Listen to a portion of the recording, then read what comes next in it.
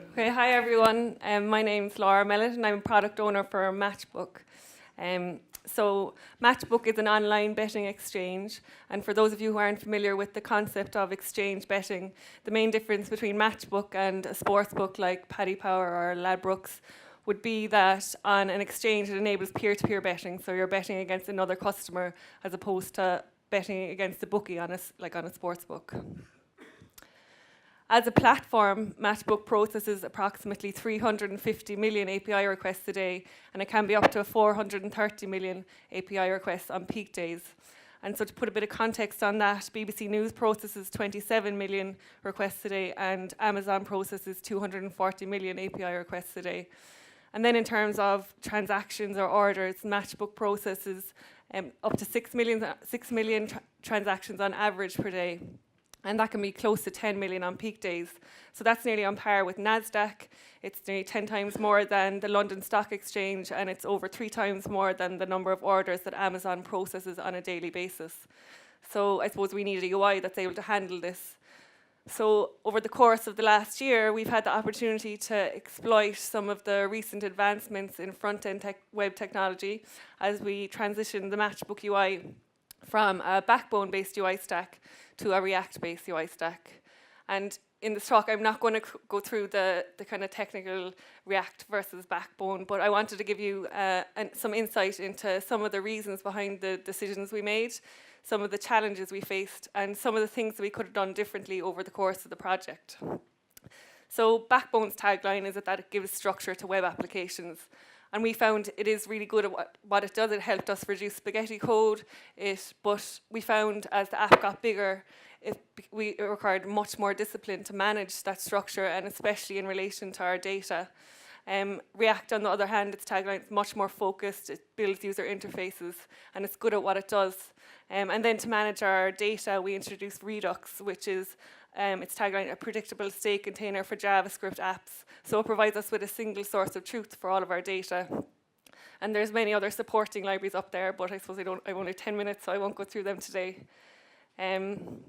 We originally made the decision to move to Backbone back in 2012, and we were moving from a standard website to a single page application, and this was before technologies like Node and NPM existed, and the single page application ecosystem that we have today just wasn't around at the time. So the decision made perfect sense back in 2012, but as time went on, we needed to start making new decisions in order to realize Matchbook's vision.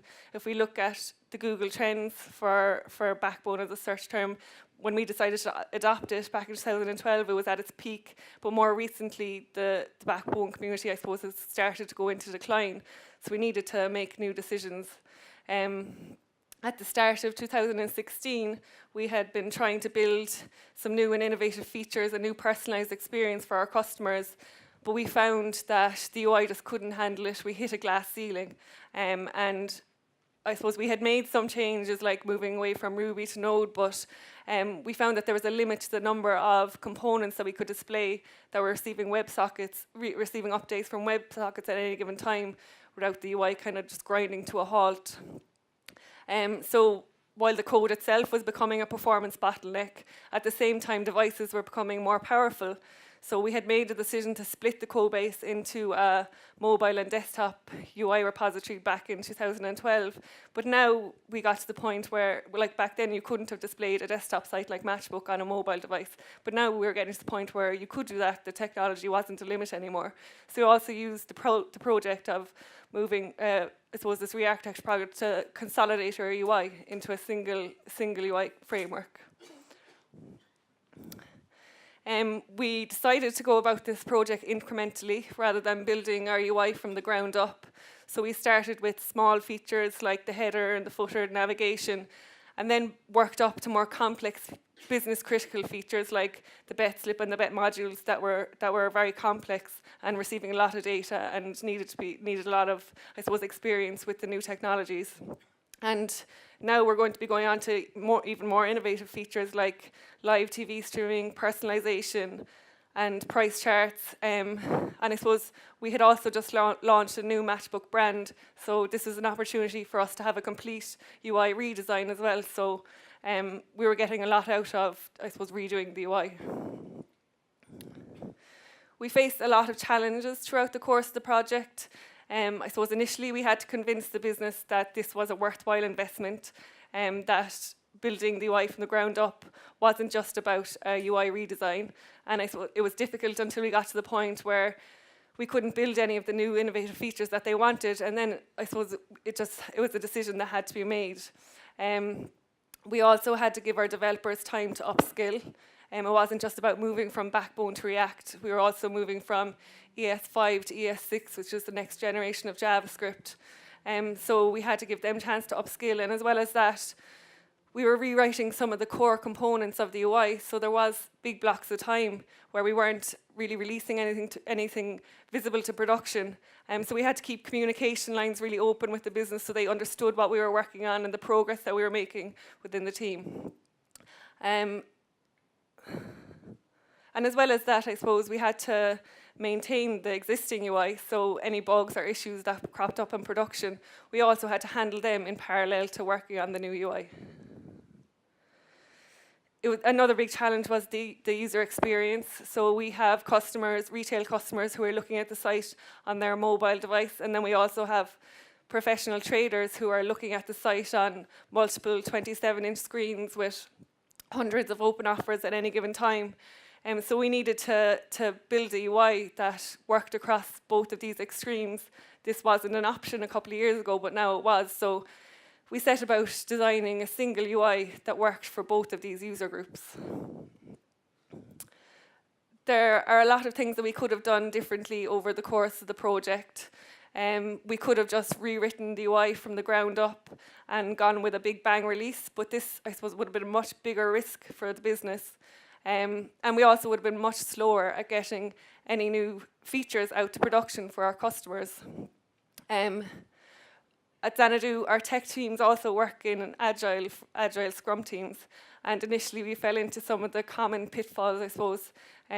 We had a couple of developers on the team, and we were kind of working on a few different features, and this meant that we were getting to the end of the sprint and not releasing anything to production.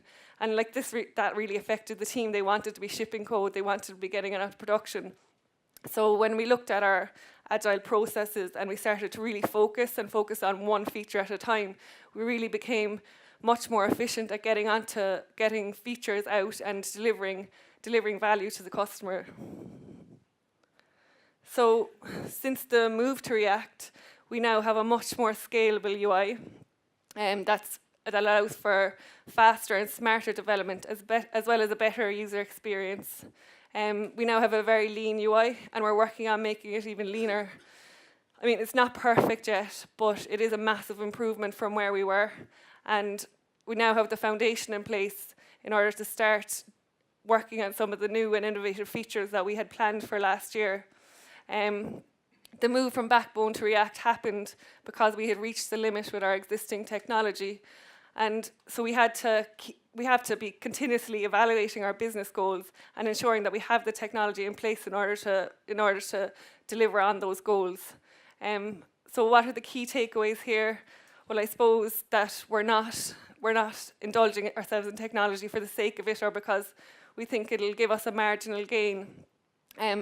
We're all working in highly competitive and demanding industries where we want to push the boundaries of technology in order to really deliver valuable products. Any re-architecture project is a big undertaking.